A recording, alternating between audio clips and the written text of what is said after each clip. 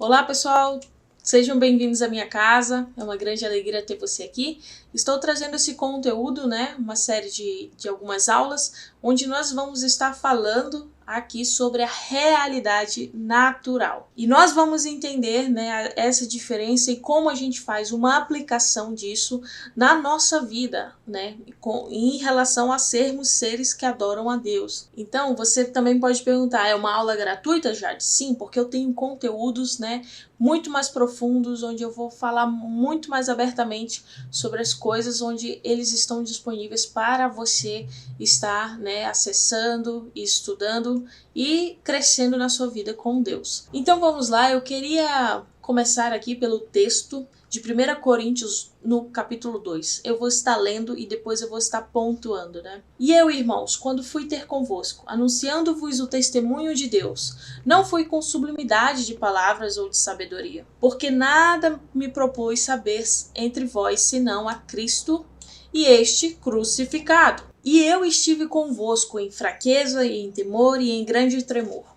A minha palavra e a minha pregação não consistiram em palavras persuasivas de sabedoria humana, mas em demonstração de espírito e de poder, para que a nossa fé não se apoiasse em sabedoria dos homens, mas no poder de Deus. Todavia falamos sabedoria entre os perfeitos, não porém a sabedoria deste mundo, nem dos príncipes desse mundo que se aniquilam, mas falamos da sabedoria de Deus, oculta em mistério, a qual Deus ordenou antes dos séculos, antes da criação do mundo, para nossa glória, a qual nenhum dos príncipes desse mundo conheceu, porque se conhecessem, nunca crucificariam o Senhor da glória.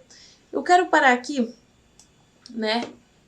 se tratando dessa primeira parte, fazer um comentário, Sabedoria humana, em contraponto aqui com o poder de Deus, o conhecimento de Deus, a sabedoria deste mundo, mas a sabedoria de Deus. O que a gente pode entender sobre isso? Paulo foi um cara muito estudioso, conhecedor da palavra, conhecedor da cultura da época, das culturas que influenciavam, por exemplo, a cultura grega, a filosofia grega influenciando bastante ali a cultura romana, que por domínio, dominou Israel, então e também influenciou muito os próprios judeus e todo o conhecimento judeu que o próprio Paulo já tinha, Então, vale mencionar, esse ponto, que Paulo, ele era um cara que sabia o que ele estava falando. Ele tinha conhecimento de causa, ele sabia das coisas, não era algo simples para ele. Ele realmente entendia como o mundo funcionava. E nós vemos até em textos, quando ele vai debater com os gregos lá em Atenas, que ele usa conceitos da própria época, poetas gregos, ele usa algumas afirmações, algumas frases que dá a entender que o cara entende mesmo. E ele debate frente a frente, sobre isso. Ele está utilizando de uma sabedoria humana para falar, com gente que entende aquilo e debater as ideias, fazer um uso ali de raciocínio, fazer um uso ali de conhecimento, fazer um uso ali da lógica. Então, a gente vê essa estrutura em Paulo. Mas o que Paulo está fazendo aqui é enaltecendo uma sabedoria superior, que é a sabedoria de Deus. E aqui ele nos revela que ela está oculta em mistério. A gente tem que primeiro entender, a sabedoria de Deus, ela não está acessível para todos nós. A palavra de Deus, a Bíblia, da maneira como a gente conhece, ela é uma revelação de Deus. Então, é algo que nos foi soprado, não vem de nós, não é um esforço humano de estudar, de conhecer e tudo mais, que faz com que nós alcancemos a Deus. Não, é algo que está oculto em mistério, E aqui fala, a qual nenhum dos príncipes deste mundo conheceu, Não é algo que é revelado assim para qualquer um. Não é assim que funciona. certo? Então nós temos aí Paulo nessas duas noções, né? E o que mais me pega em Paulo é isso, né? Que ele fala, por mais que eu conheça muito dessa realidade e tenha acesso, o que não é mentira, né? E ele poderia se gabar de todo o conhecimento que ele tem, mas ele faz com que somente Cristo seja conhecido. E eu não vejo aqui uma realidade em que Paulo nega a sabedoria humana, nega a sabedoria do mundo, porque Paulo ele usa muito da sabedoria humana, como por exemplo a própria lógica, né, o próprio raciocínio lógico, para, né, fazer comparações, para fazer, a gente vê lá quando ele vai explicando a respeito da graça, por exemplo, quando ele vai explicar, né, a respeito da antiga aliança e da nova aliança, ele usa ali, né, vocês não são mais filhos da escravidão, vocês são filhos da liberdade, que são filhos de Sara, né? Então a gente vê que ele usa muito do raciocínio lógico para trazer o conhecimento de Cristo, certo? Então, eu acho que esse é o primeiro ponto. Nós devemos entender que o conhecer a Jesus Cristo, né, e ele crucificado, a obra da crucificação, não é uma negação da realidade deste mundo, mas é simplesmente o entendimento de que este mundo, o conhecimento desse mundo, ele é incompleto, certo? Então, por mais que Paulo ele tenha uma capacidade de sabedoria humana, ele não se condiciona somente a isso, porque isso não define Deus. E é sobre isso que eu vou estar explanando mais, né, nessa série de vídeos que eu vou estar lançando a respeito da realidade natural e a realidade sobrenatural. Por quê? Muitas vezes a gente associa, né, o mundo espiritual, né, a realidade espiritual, como se fosse algo, né, além, como se fosse um misticismo, um negócio etéreo, né? Tipo, que não tem... Ai, como é que eu vou entender isso? Como é que funciona isso, aquilo e tudo mais? Só que não é assim.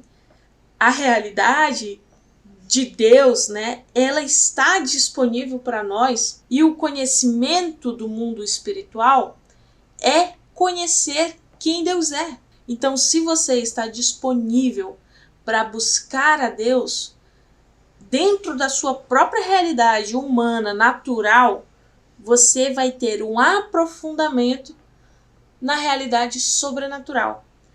Porque conhecer o sobrenatural é conhecer a Deus. Não tem uma contraposição de que o natural ele é contrário ao sobrenatural, ao que é eterno, ao que é maior. Não. Pelo contrário, a gente tem que entender que o natural ele é incompleto. A demanda que Deus estabeleceu naturalmente para nós, ela existe, pessoal. Se eu jogar essa caneta aqui, ela vai cair. Isso existe por causa da gravidade, foi Deus que fez, Deus quis assim, Ele é o nosso Criador, Criador de tudo. Então, essa sabedoria humana de que a gente busca entender como é que as coisas funcionam aqui e tudo mais, ela é sim de Deus, ela é sim real, só que ela é incompleta porque ela para aqui, ela para no limite, entendeu? E aí, por isso que a gente tem um sobrenatural, porque ela dá um salto, como se ela desse um salto assim no conhecimento, e aí ela vai para uma perspectiva espiritual, uma perspectiva, né, que está oculta em mistério, como eu já falei, a qual Deus ordenou antes dos séculos, antes da criação do mundo, antes de tudo existir, já existia a realidade de Deus, e não só a realidade de Deus, mas a realidade do seu plano redentor também.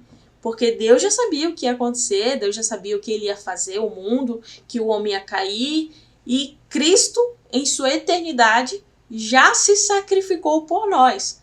Ele foi um cordeiro imolado antes da criação do mundo. Então, essa realidade de que Deus ele já fez coisas muito maiores, que nós chamamos de sobrenatural, elas transpassam a nossa realidade natural. Então, esse é o primeiro ponto que eu quero que vocês entendam, né? Sobre a diferença entre o natural e o sobrenatural.